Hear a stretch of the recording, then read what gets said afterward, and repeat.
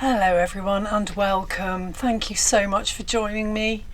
So today I want to take you on a journey of pure weirdness and impossibilities. I actually took this footage a couple of years ago, but to date I haven't seen a spherical cloud like this one. I was using a cell phone, so the quality isn't great. I apologise for that, but the capture is awesome. At this stage in my investigation, I was hell-bent on seeking evidence to back up the Planet X theory, which is why I'm lingering, or I do linger, so long on the bottom of this spherical cloud. I'm looking for a planet within it. And you know what? There might be. This may be a cloud envelope surrounding one of these stellar cores. Who actually knows? But I suspect it's not the case. What I do know is that this is something I shouldn't be looking at, because every time I tended to zoom in on something to have a closer look, the sun simulator would give us a blast of light, violet, rainbow, whatever, to kind of distract me from what I was looking at. And you can see that happening quite clearly here. So basically, I'm now increasingly sceptical about Nibiru and Planet X because the initial information came from NASA, and we all know that NASA lead us down false avenues of research and keep us away from what we should be looking at. And I got to thinking, what better way to hide these weird anomalies and spherical reflections and light phenomenon that we are seeing that are definitely caused by their devices and their sky simulations? What better way of hiding them? Of course we're going to think that what we're seeing are planets. Of course we're going to think, wow, these bizarre objects are part of the Planet X system. But I challenge you to think seriously about this. I admit I've had to broaden my understanding and open up my mind to the possibility that we may have powerful supernatural forces at work in our world. I had to choose a side, basically, because if there's powerful dark forces at work in our world, then there's going to be very powerful forces of light in our world.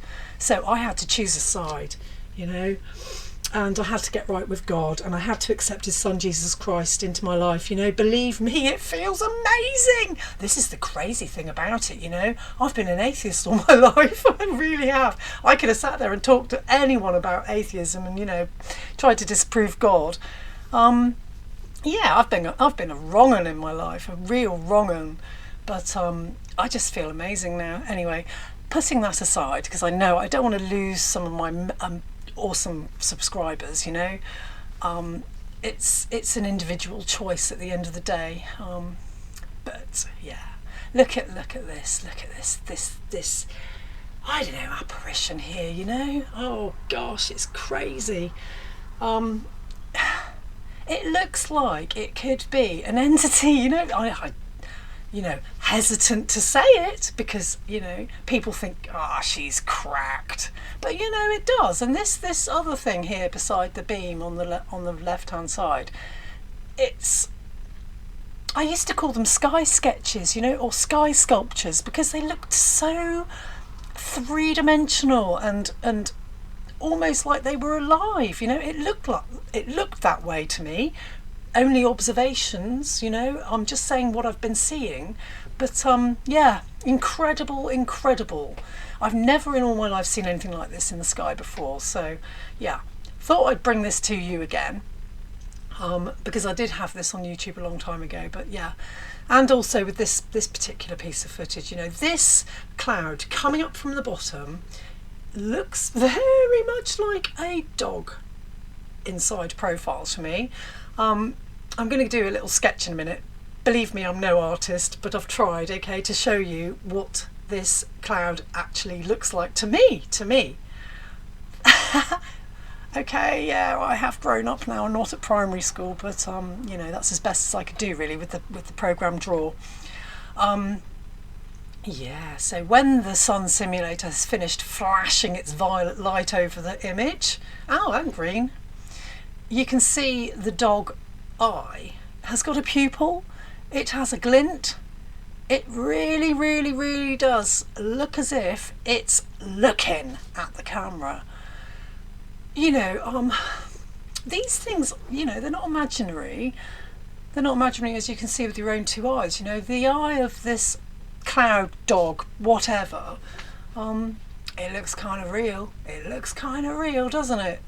I think, you know, it does fall away quite quickly. It smokes up and gets really dark, and you know, with that weird dark mist that forms. But yeah. As I said before, when the sun simulator flashes like that, we're watching something we shouldn't be, because there's no other reason for the flashing lights. No, and this, of course, the stairway to heaven, the stairway to heaven. Clouds don't form right angles. Can geoengineering do this? Really? I don't think so. Come on. Look at it. You know, I've done videos about, you know, smart glass and how they may possibly manipulate these clouds, but when I look at something like this, you know, and it is literally, it looks like a staircase, I think to myself, how, even with geoengineering, is this possible? How is it possible? You know, I have literally spent a lot of years deliberating over this. You know, soul searching really, looking at this and thinking, well, you know, this is abnormal. We know this is abnormal because this is an effect I've applied to this piece of footage. You know, I've done this, I've used this filter and this special effect because, yes, what we see is very strange in the sky, geoengineering or not geoengineering. When you actually make it symmetrical, wow, look at this. You know, then it becomes something that is extraordinary. Then it becomes something that you notice instantly. I'll leave you with this, guys.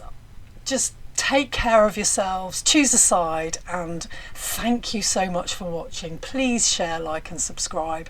I want to get the word out, and you're the only way I can do that. So thank you.